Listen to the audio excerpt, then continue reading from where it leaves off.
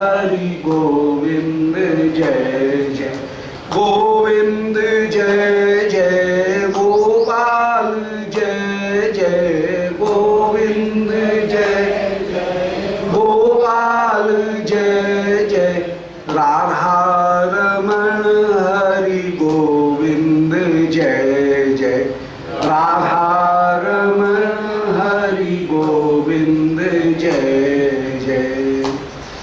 बोल वृंदावन बिहारी लाल की जय। ओम नमो भगवते पुराण पुरुषोत्तमाय। ओम जयति पराशर सूनु सत्यवती हृदय नंदनो व्यासो यस्यास्य कमलगल्तम वाग्मय ममृतम जगत्पिबती विश्वसर्ग विसर्गादि नवलक्षण लक्षतम श्रीकृष्णाक्षम परम धाम जगद्धाम नमामि तत् हृदय से प्रेरणया प्रवर्तितोहम बराक रूपोपि तस्य हरेः पदकमलं वंदे श्री चैतन्य देवस्य वंदे हम श्री गुरोर् श्रीयुतपदकमलं श्री गुरुं वैष्णवांश्च श्री रूपं साग्रजातं सहगण रघुनाथान्वितं तं सजीवं साद्वैतं सावधूतं परिजन सहितं श्री कृष्ण चैतन्य देवं श्री राधा कृष्ण पादान सहगण ललिता श्री विशाखान्वितांश्च श्री राधा प्राणबंधो चरण कमलयोर केश शेषाद्यगम्या या साध्या प्रेम सेवा ब्रज चरित परई गाढ़ लौल्यैक लभ्या सास्यात् प्राप्ता ययां तां प्रथयतु मधुना मानसी मत्स्य सेवां भाव्यां रागाध्वपांथै ब्रजमन चलितं नैतिकं तस्य नौमि नारायणं नमस्कृत्य नरं चैव नरोत्तमं देवीं सरस्वतीं व्यासं ततो जयंतीरे। हे श्री सनातन प्रभो करुणाम्बुराशे हे रूप दुर्गत जनैक दयावलोको हे भट्टी उग्म सुमते रघुनाथ दासो श्री जीव में कुरुतमंद मते दयाम दरा। बोल वृंदावन बिहारी लाल की जय। वांछाकल्पतरुभ्यश्च कृपा सिन्धुभ्यैव च पतितानां पावनेभ्यो वैष्णवेभ्यो नमो नमः। परम मंगल श्री कृष्ण भावनामृत महाकाव्य जिसके माध्यम से अष्टकालीन लीला स्मरण में प्रातःकालीन लीला की मानसी भावना साधक को करने में अनुकूलता प्राप्त हो, श्री विश्वनाथ चक्रवर्तीपाद ने कृपा करके श्री प्रिया जी के नंद ग्रह में आने की लीला का वर्णन किया। श्री कृष्ण श्री राधिका की पाक रचना में जो अपूर्व शोभा उसका दर्शन करने के बाद में जब बगीचे में आकर के आप विराजमान हुए मधुमंगल के साथ में आप चर्चा कर रहे हैं, किसी तोते को आप पढ़ा रहे हैं और उसी समय मधुमंगल कह रहा है कि भैया आज तू कहाँ रह गयो, तेने मेरी मल्ल विद्या नहीं देखी। श्री कृष्ण कह रहे हैं बोले भैया तुम्हें मल्ल विद्या भी आवे कछु और भी आवे? बोले नहीं मुँह पे सब आवे। बोले अच्छा ये बता कि मेरे हृदय में कहा है तेने ज्योतिष पढ़ी है का? बोले अरे ज्योतिष तो मैं खूब जानू, और ज्योतिष ही नहीं, ज्योतिष और ज्योतिष के संग में मंत्र और मंत्र के संग में तंत्र, पूरी विद्या जानू। श्री कृष्ण कह रहे हैं बोले अच्छा भैया ये बता मेरे मन में क्या है? और उस समय मधुमंगल कह रहे हैं कि भैया तेरे मन में ये है कि कोई पर्वत है दिव्य, उस दिव्य पर्वत की कोई वो पत्तिका है घाटी, उस घाटी में दो कुंड हैं, उन कुंड में एक हंसनी वहां पर अपूर्व रूप से क्रीड़ा कर रही है, उस हंसनी को प्राप्त करने की तेरे हृदय में अभिलाषा है। मधुमंगल जो बात है वो सत्य भी कह रहे हैं, ज्योतिष तो इनके लिए बहुत छोटी सी बात है, जो हृदय की बात है वो बता रहे हैं कि श्री राधा कुंड में मध्यान्ह विलास करने की तेरी अभिलाषा है। गोवर्धन के किनारे हंसी श्री राधिका उनके साथ में तेरे साथ तेरे हृदय में विलास करने की तेरे हृदय में अभिलाषा है। ये मधुमंगल ने अपने ज्योतिष से बताया। बोल भैया बताए वैसे तो कुछ काम चले नहीं, वो हंसी मिलेगी कैसे? बोले भैया हंसी मिलने को उपाय भी बताओ। सो मधुमंगल ने उपाय भी बता दिया कि कोई वृक्ष की शाखा जिसके आगे बी लगा हुआ है, ऐसी कोई विशाखा, उसका यदि आश्रय ग्रहण करेगा तो उस विशाखा के आश्रय, विशिष्ट शाखा, उसके आश्रय को ग्रहण करने पर तुझे वो हंसी प्राप्त होगी। अन्यथा वो हंसी बड़ी चतुर है, तेरे पकड़ने पर भी वो तुझसे फुदक करके बाहर निकल जाएगी, तेरे पकड़ने में नहीं आएगी। और वो हंसी आएगी पकड़ने में तब जब तू विशाखा का आश्रय ग्रहण करके उसके नाम का जप करेगा, तो फिर वो वंश उस मंत्र का जप करने पर वो हंसी तेरे पास में प्राप्त हो जाएगी। बोल भैया तेने तो कमाल कर दिया, मेरे हृदय की बात को जान गया भैया, तू तो पक्का ज्योतिषी है। मधुमंगल बोले इतनी बढ़िया बात बताई, गुड़ से गुड़ बात, और उपाय भी बता दिया तुझे। अब भैया हमारी दक्षिणा ला, हमें भेंट, क्योंकि शास्त्र ये कहता है कि गुरु वैद्य और ज्योतिषी, देव मित्र और राज, इन्हें भेंट बिन जो मिले हो न पूर्ण काज। तो जब ज्योतिषी के पास में आया है तो ज्योतिषी को दक्षिणा तो देनी पड़ेगी, दक्षिणा प्रदान कर। श्री कृष्ण ने उस समय मधुमंगल को अनार के दाने एक मुट्ठी भर करके, एक करक, एक कटोरा भरे हुए अनार के दाने मधुमंगल के हाथ में भी दे दे। करक, एक करक, एक कटोरा जो है, एक कटोरा, वो एक मुट्ठी भरे हुए दाने वो मधुमंगल को दे दी। बोल वाह भैया वाह, तेने तो तोता को भी ये दाने पर खवाए रहे हो, और तेने वो ब्राह्मण को भी ये दाने बताए, ये दिए, तेने तोता और ब्राह्मण इन दोनों को एक कर लिए। बोले वो एक तो हो ही हो तुम, तोता भी द्विज है और तू भी द्विज है। द्विज के दो अर्थ, द्विज माने ब्राह्मण और द्विज माने पक्षी। तो जो दोनों ही द्विज हो, इसके भाई दोनों के साथ में मैं तो एक सा व्यवहार करूंगा द्विजों के साथ में। इसलिए तोते को भी मैंने ये अनाज ये दाने खवाए और तुझे भी, इसी भाव को निरूपण कर रहे हैं। श्री छठे सर्ग का 20वां श्लोक देख रहे हैं यहां पर। मधुमंगल बोले 19वें श्लोक में कि भो भयस्य वैश्यत्रो वैश्यापि मय्य हो।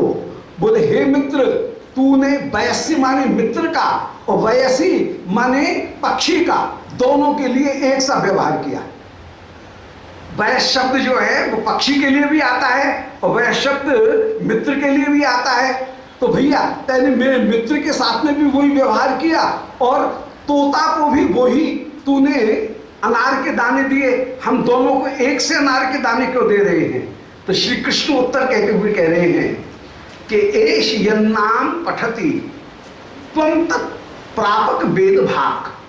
बोले भैया मैं इस तोते को सिखा रहा था कि अरे तोता, तू धाराधर द्युति वाले माने मेघ की द्युति वाले श्री नारायण का आश्रय ग्रहण कर। इस श्लोक को याद करा रहा था। तो एष यन्नाम पठति, ये तोता जिनके नाम को पढ़ता है माने श्री नारायण के नाम को, या जब तोता नहीं पढ़ पाए, धाराधर नहीं पढ़ पाए, तो श्री कृष्ण तोते को याद दिलाने के लिए कहते हैं, बोल बोल धारा। तोता भी बोल रहा है धारा, फिर बोले धारा धारा धारा धारा धारा धारा करते करते राधा राधा हो गया। तो ये तोता जिनका नाम धारण कर रहा है, यन्नाम पठति माने प्रसंग में तो नारायण का नाम, और उसी धाराधर इस शब्द की, धारा शब्द की बार बार आवृत्ति करने पर धारा जैसे राधा हो जाएगा, ऐसे ही जिनका तू नाम जप रहा है, श्री राधिका भी परतत्व होकर के विराजमान और नारायण भी परतत्व होकर के विराजमान। तो कह रहे हैं कि एष यन्नाम पठति, ये तोता जिन नारायण के नाम का पाठ कर रहा है, तू भी त्वम तत्प्रापक वेद भाग, तू ब्राह्मण है और ब्राह्मण के द्वारा ही वेद के तत्व को जाना जाता है। तो तत्प्रापक नारायण को प्राप्त कराने का साधन कौन है? बोले नारायण को प्राप्त कराने का साधन एकमात्र वेद है। वेद के द्वारा ही भगवत तत्व को जाना जा सकता है, अन्य कोई दूसरा साधन है नहीं भगवत तत्व को जानने का। तो जो नारायण को प्राप्त कराने वाला, नारायण के स्वरूप को बताने वाला जो एकमात्र हमारे पास में साधन है, वो साधन सर्वोत्तम साधन वेद ही है। क्योंकि प्रत्यक्ष प्रमाण बड़ा सीमित है, अनुमान उपमान जो ऐतिह्य आदि जितने भी प्रमाण हैं, वे सारे के सारे जितने भी प्रमाण, उन सबों में भ्रम प्रमाद विप्लुप्सा करना पाटप, ये 4 दोष हो सकते हैं। जितने भी प्रमाण हैं उनमें कहीं ना कहीं भ्रम हो सकता है। प्रत्यक्ष से लेकर के सारे प्रमाण, उनमें कहीं ना कहीं दोष है, 4 दोष, या तो भ्रम होगा या प्रमाद होगा, उनके अर्थ को हम समझ नहीं पाएंगे। क्या विप्लुप्सा माने ठगने की इच्छा होगी? गुरुजी बताते बताते कहीं मन में ये विचार करें, बोले कहीं ऐसा नहीं हो सारी बात शिष्य को बता दूं और शिष्य हो जाए चीनी और गुरुजी रह जाते हैं गुड़, ऐसा भी कहीं नहीं हो। तो अध्यापक में कहीं एक दोष होता है, वो दोष होना नहीं चाहिए। वो ये है कि कहीं ठगने की इच्छा, विप्लुप्सा, तो विप्लुप्सा भी हो सकता है। और कर्णापाटक माने इंद्रियों में अपटुता, ये दोष भी हो सकते हैं। तो जितने भी प्रमाण हैं वे प्रमाण प्रत्यक्ष, अनुमान, ऐतिह्य, उपमान, सारे के सारे प्रमाण, अभाव, अर्थापत्ति, ये जितने भी प्रमाण हैं वे कहीं ना कहीं किन्हीं किन्हीं दोषों से युक्त हैं। और उनमें 4 दोष किसी में भी आ सकते हैं, भ्रम, प्रमाद, विप्लुप्सा और कर्णापाटक। कर्ण माने इंद्रियों की अपटता, ये 4 दोष आ सकते हैं। इसलिए सब प्रमाणों में मुकुटमणि यदि प्रमाण है तो वो प्रमाण अंत में निर्दोष प्रमाण माना जाएगा, वो प्रमाण माना जाएगा वेद। वेद ही सर्वोत्तम श्रेष्ठतम प्रमाण है। मानव के जितने भी प्रमाण वे सब दोषों से युक्त होंगे। वेद अपौरुषेय हैं, इसलिए वेद प्रमाण ही सर्वश्रेष्ठ अपराकृत प्रमाण होकर के, सर्वश्रेष्ठ प्रमाण होकर के वेद ही एकमात्र विराजमान है। वेद आप्तवचन, वो ही शब्द प्रमाण सर्वश्रेष्ठ होकर के विराजमान। शब्द आप्त किसको कहेंगे? बोले आप्तस्तु यथार्थ वक्ता, जो यथार्थ बोलने वाला है उसका नाम है आप्त।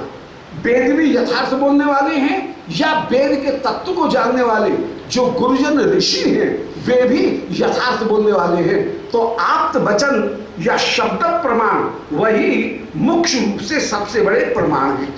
श्री कृष्ण कह रहे हैं तो ब्रह्म को बताने में, नारायण को बताने में वेद से बढ़कर के कोई दूसरा प्रमाण नहीं माना जाएगा। अब वेद प्रमाण प्रकट होते हैं किनके मुख से? बोले वेदों के तात्पर्य को बताते हैं ब्राह्मण का। और भैया तू ब्राह्मण है, इसलिए ये तोता जिन नारायण के नाम का उच्चारण कर रहा है उन नारायण को बताने वाले सबसे बड़े श्रेष्ठ प्रमाण हैं वेद। और वो वेद अधीन किसके हैं? बोले तुम ब्राह्मणों के, इसलिए तू भी परंपरा बंधनी हुआ। तो त्वम तत्प्रापक वेद भाग, तत् माने नारायण को प्राप्त कराने वाले जो वेद हैं उन वेद की व्याख्या करने वाला हे ब्राह्मण तू है। क्योंकि यदि नारायण जो हैं उनको बताने वाला वेद है तो वेद अधीन हुए ब्राह्मण के, और ब्राह्मण जो है तू ब्राह्मण होकर के विराजमान है।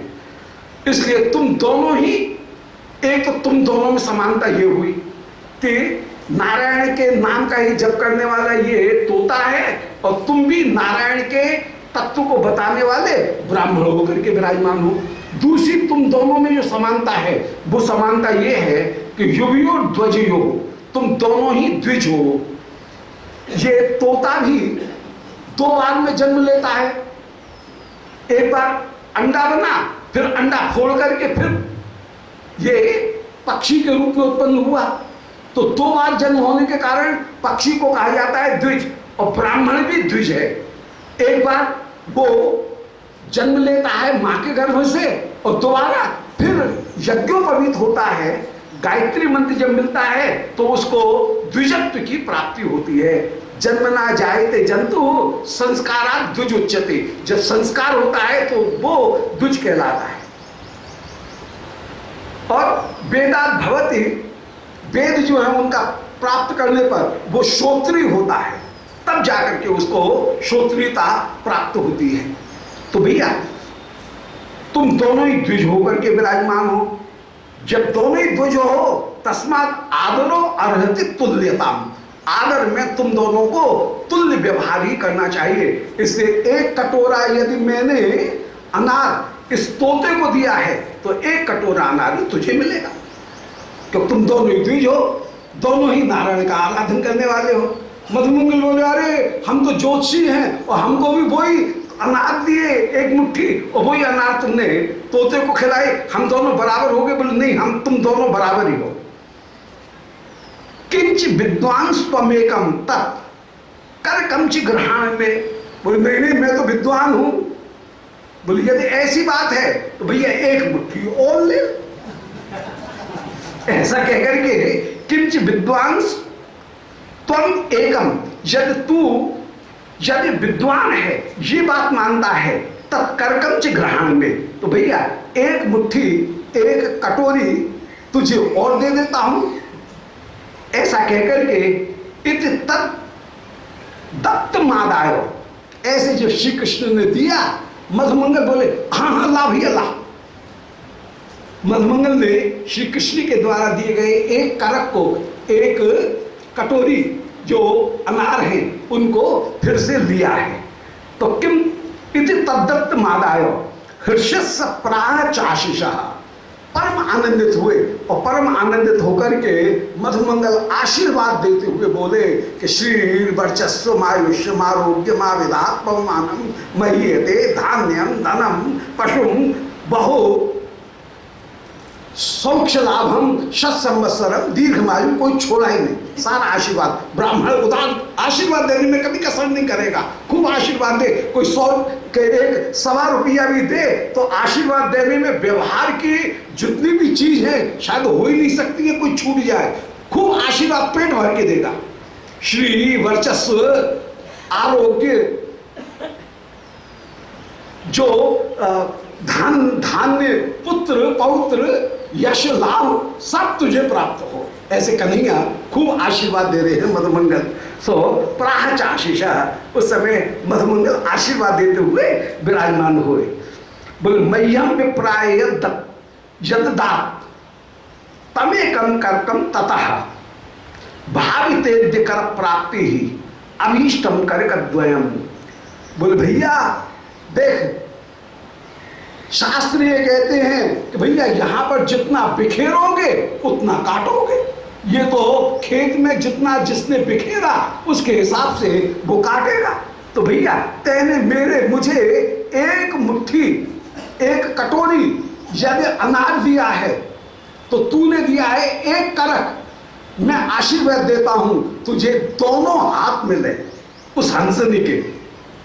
वो जो हंसनी है जिसको तू प्राप्त करना चाहता है, तुझे 2 करक प्राप्त हो, दोनों हाथ तुझे प्राप्त हो, अर्थात वो तेरे कंठ की माला बन करके विराजमान हो।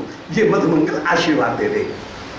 कितने सुंदर आशीर्वाद कि मह्यम विप्राय यददाह, मुझ ब्राह्मण को तूने जो प्रदान किया तब एकम करकम ततः, वो तो केवल एक कटोरी मात्र था, एक करक था, एक कटोरी मात्र था। भावी तेत्य कर प्राप्ति, भैया तुझे भी कर की ही प्राप्ति होगी, भुजा की ही प्राप्ति होगी। कैसे? बोले अभीष्टम करक द्वयम, 2 करक, दो श्रीहस्तों की प्राप्ति, अभीष्ट तुझे प्राप्त हो। तेने एक मुट्ठी दिया, जा तुझे दो श्रीहस्त प्राप्त हो, अर्थात श्री प्रिया का परम प्राप्त हो। ये मधुमंगल जैसे आशीर्वाद का संकेत में कहते हुए विराजमान हो रहे हैं कि तेने एक हाथ दिया, तुझे दोनों हाथ मिलेंगे। प्रिया द्विजाली संतर्प्यो सखे स्वलपनामृत भोज स्वस्थ ते द्यानी भावनी सुख संगति। बोल भैया, प्रिया द्विजाली संतर्प्यो, तू तेरी प्रिय ब्राह्मणों की जो पंक्ति है, उन ब्राह्मणों की पंक्ति को संतृप्त करा। अर्थात केवल बात पूछने से काम नहीं होगा, कोई भी कार्य उसकी परिपूर्णता होती है कब? बोले जब वैष्णव ब्राह्मण सेवा हो जाए तब किसी अनुष्ठान की परिपूर्णता होती है। यज्ञ कितना भी कर लो, परंतु यज्ञ में कोई ना कोई कसर रह जाएगी। फिर अंत में वैष्णव सेवा होनी चाहिए, ब्राह्मणों की सेवा होनी चाहिए। तो विप्र ब्राह्मण वैष्णव इनकी सेवा किसी भी कार्य की परिपूर्णता के लिए, किसी भी अनुष्ठान की परिपूर्णता के लिए अति आवश्यक है। तो भैया, प्रिय द्विजाली संतर्प्यो, तू अपनी प्यारी ब्राह्मणों की जो पंक्ति है, द्विज आली ब्राह्मणों की जो पंक्ति है, उन ब्राह्मणों की पंक्ति को तू संतृप्त कर। अर्थात मुझ ब्राह्मण को, जो 1000 ब्राह्मण का एक ब्राह्मण है, उसको भोजन करा। भैया, मुझे तू भोजन करा। मधुमंगल की बोली तो कह रहे हैं, प्रिय द्विजाली संतर्प्यो सखे स्वलपनामृत। हे मित्र, तुम अपने लपन माने वचन, उन वचन के अमृत के द्वारा ही, वचन के मीठे वचन बोल करके हम ब्राह्मण को भोजन करा। अब ब्राह्मण ऐसे भोजन नहीं आएगा, ब्राह्मण बड़ा ऐठ रखता है भोजन करने में।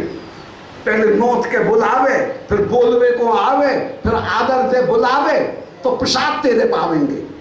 3 बार बुलाया आए तब ब्राह्मण भोजन करने के लिए आए। पहले नौता देने के लिए पहले आ जाओ, फिर दोबारा नौता देने के लिए जाओ, सब भोजन की तैयारी है। बोले हाँ, अभी ले जरा मिजाज पानी बना करके आ रहे हैं, छान घोट के।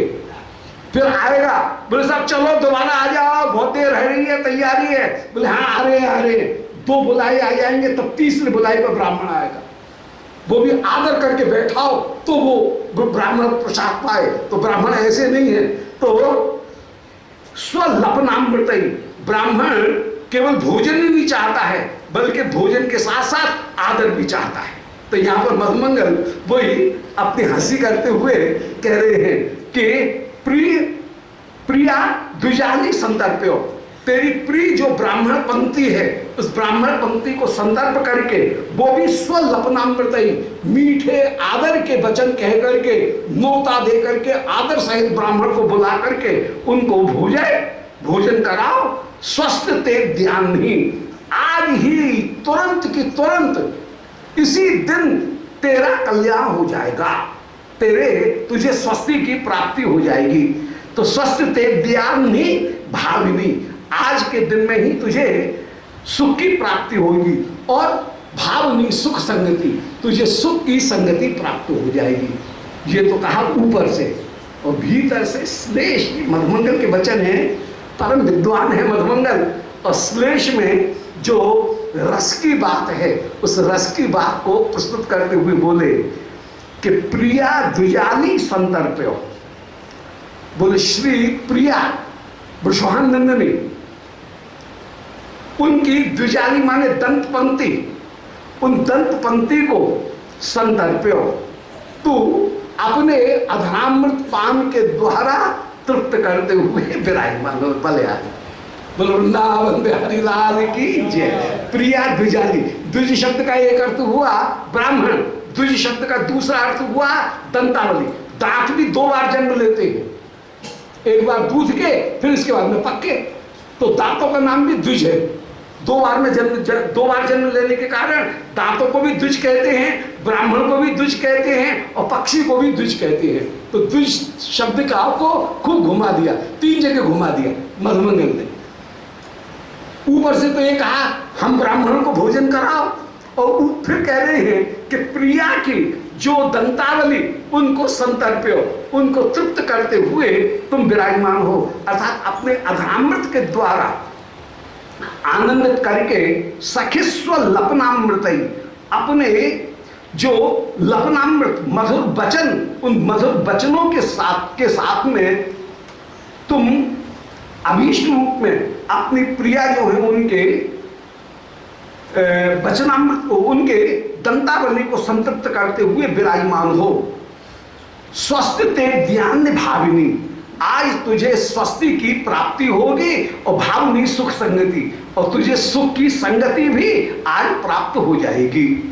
तो भोजे प्रिया को स्वलपनामृत ही भोजे, मधुर वचन बोलते हुए अपने अधरामृत का दान करो, तुझे कल्याण की प्राप्ति होगी और आज सुख की संगति तुझे प्राप्त हो जाएगी। तो भोजे स्वस्ति तेरे ज्ञान ही, अन्नी माने दिन, आज के दिन में ही तेरी स्वस्ति भावनी, तेरा कल्याण हो, स्वस्ति माने तेरा कल्याण हो, और भावनी सुख संगति, सुख की संगति तुझे प्राप्त हो।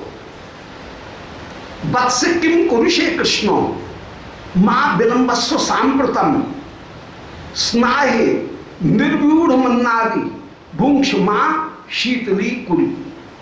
इतने में ही श्री यशोदा जी का कोई सेवक भेजा हुआ कृष्ण के पास में आ गया। इनको नहाने में बड़ा आलस्य आता है, बच्चों का स्वभाव होता है, नहाने में दौड़ दूर दूर भागेंगे, बड़े कठिन में, बड़े देर में पकड़ने में आते हैं। तो ये बलदाऊ जी तो जल्दी से नहा ले, जल्दी से स्नान कर ले, परंतु ये चंचल श्रोमणी है, इनको नहाने में टालते रहेंगे, तब जाकर के नहाएंगे। नहाने में बड़ा आलस्य आता है। सो यशोदा जी 2-3 बार कहलवा चुकी है, बेटा बहुत देर भाई, चलो जल्दी से नहा लो, भोजन की तैयारी है, आप करें, हाँ अभी आते हैं, करते हैं। यशोदा जी ने फिर से कन्हैया के पास में किसी सेवक को भेजा और कह रहे हैं, वत्स किम कुरुषे कृष्णो, बेटा क्यों इतनी देर लगा रहे हो, क्या कर रहे हो, अभी तक जल्दी से नहाओ ना। मां विलंबस्व सांप्रतम, देर मत करो, अब स्नान करने में बहुत देर हो गई, बेटा रसोई तैयार हो गई, भोजन करो जल्दी से। तो मां विलंबस्व, देर मत करो, सांप्रतम स्नाही, अब तो जल्दी से स्नान कर लो, और निर्व्यूढ़म अन्नादि, रसोई तैयार हो गई है, निर्व्यूढ़म अन्नादि, अन्न इत्यादि सब तैयारी है बेटा, भोजन की बिल्कुल तैयारी लग गई है। भुंक्ष मां शीतली कुरु, अब भोजन करो, मुझे संतुष्ट करो, मां शीतली कुरु, मुझे आनंदित करते हुए विराजमान हो, देर मत लगाओ। ये मां कन्हैया को भोजन कराने के लिए आग्रह कर रहे हैं। इति प्रोच ब्रजेश्वर्या नियुक्त सत्र किंकरई, इस प्रकार ऐसा कहकर के श्री ब्रजेश्वरी यशोदा ने नियुक्त तत्र किंकरई, किंकरों को नियुक्त किया है। वहां पर सेवक जो है, उन सेवकों को नियुक्त करके विराजमान किया है। और अभ्यंगोद्वर्तन स्नान मार्जनाद्य असेविसा, अब मैया जब बेर कहलवा रही है, बार बार कहलवा रही है, तो कन्हैया ने भी उस समय किंकरई, कन्हैया भी तैयार हुए और कहीं पकड़ने में आ गए। तब किंकरों के द्वारा, सेवकों के द्वारा अभ्यंग, श्री कृष्ण के श्रीअंग में उवटना मैया करवा रही है। अभ्यंग माने तेल की मालिश, फिर उद्वर्तन माने उवटना, फिर स्नान, और फिर स्नान के बाद में मार्जन माने श्रीअंग को पोंछना, अमोछना, ये सारे कार्यों को किंकरई असेव साह, श्री किंकरों के द्वारा श्री कृष्ण की ये सारी सेवा उस समय की गई। किंकरई सह असेवी, किंकरों के द्वारा उन श्री कृष्ण की इस प्रकार सेवा उस समय की गई है।